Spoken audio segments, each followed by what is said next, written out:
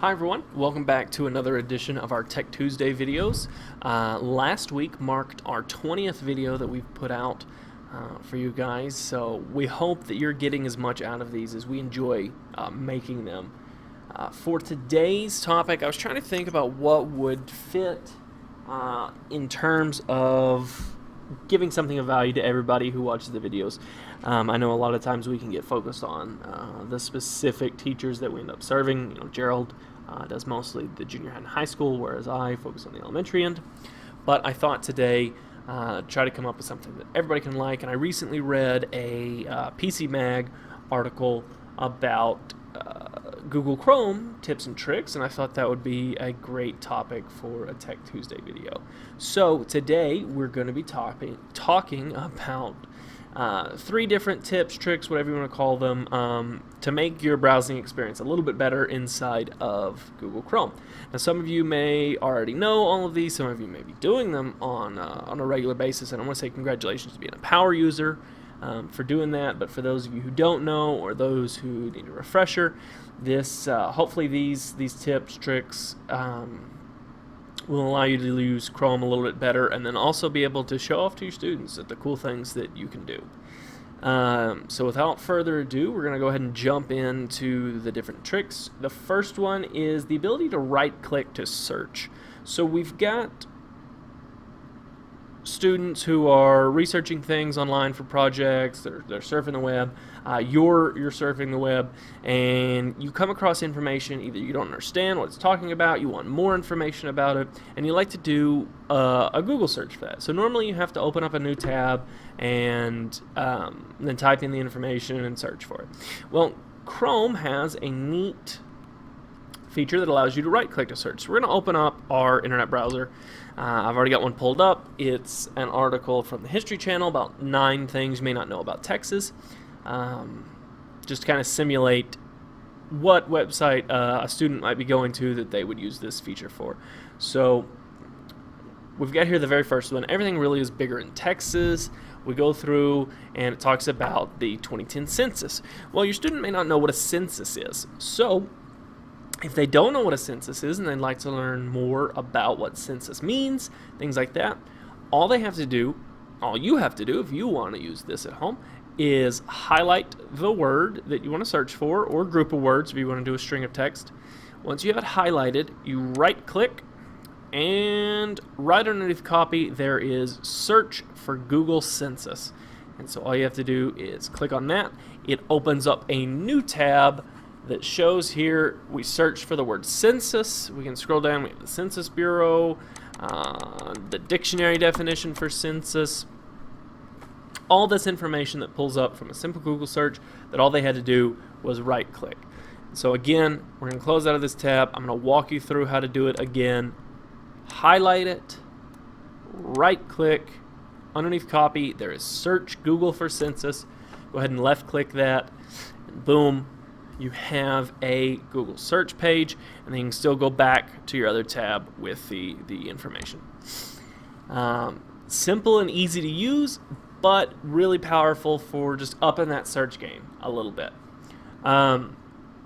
Another tip, trick, whatever you want to call it, that I want to talk about today is the ability to open accidentally closed tabs. If you're anything like me, you have a lot of tabs going at once usually, and sometimes when you go to close one, you accidentally close the wrong one, and then you've lost the information you were just trying to do. This is probably the one that most of you already know how to do, but I want to show you guys anyway. So let's pretend that I searched for census and I closed it, and I was like, oh no, I didn't mean to do that. So all I've got to do is click on the new tab, and I want to reopen the closed tab that I just accidentally closed. So again, walk you through how to do it.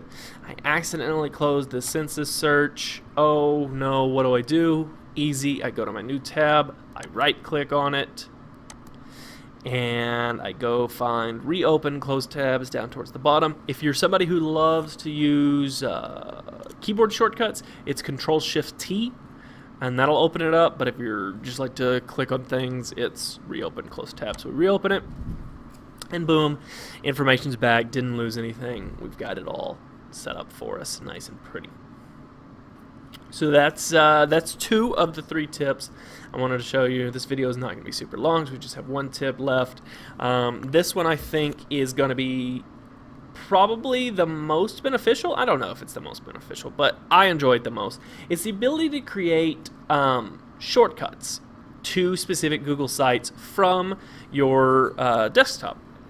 So let's say that I go to Wikipedia a lot, right? So I want Wikipedia. So I go to my Wikipedia tab, but I want to create a shortcut for this from my desktop. That way I don't have to open up Google Chrome every time, type in Wikipedia and go to it. I can just click on it and it goes directly to Wikipedia.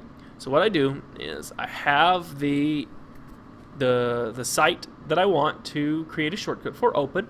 I go to the 3 dots on the right hand corner and I go ahead and click on those dots, and I'm going to go down to more tools and then create a shortcut. I just click it. It's going to have create a shortcut named Wikipedia. I can name it whatever I want, but for the sake of simplicity, I'm going to name it Wikipedia. I hit create. Then I can minimize this to show you guys, and if you'll look right here, I now have an icon on my desktop that says Wikipedia. I can click on it, and it'll open Wikipedia up. So you can see, boom, open Wikipedia. So again, I'm going to go ahead and delete this so that I can show you one more time. Make sure that you have the page that you want open, that you want a shortcut. Left click on the 3 dots on the right hand side of the screen, go down to more tools, hover over it, and then create shortcut, name it whatever you'd like. Cool thing about doing it this way rather than just dragging URLs out to your desktop is that you have this nice icon that shows you kind of a preview of what the web page looks like. And you just hit create, and again, minimize it right there, Wikipedia for you. Without ever having to deal with it. So those are the 3 tips and tricks I have for you today. Just right click to do search, open your accidentally closed tabs, and then creating a shortcut to your desktop. A short side note on creating shortcuts to the desktop. All of these tips work for using Chromebooks. The shortcut to the desktop also works for doing Chromebooks as well. It's the same process, just the app itself, or the shortcut shows up in the bottom of the Chromebook on their homepage, and it's a little bit more difficult to close out or delete that shortcut if you're not wanting it anymore, but it's definitely possible.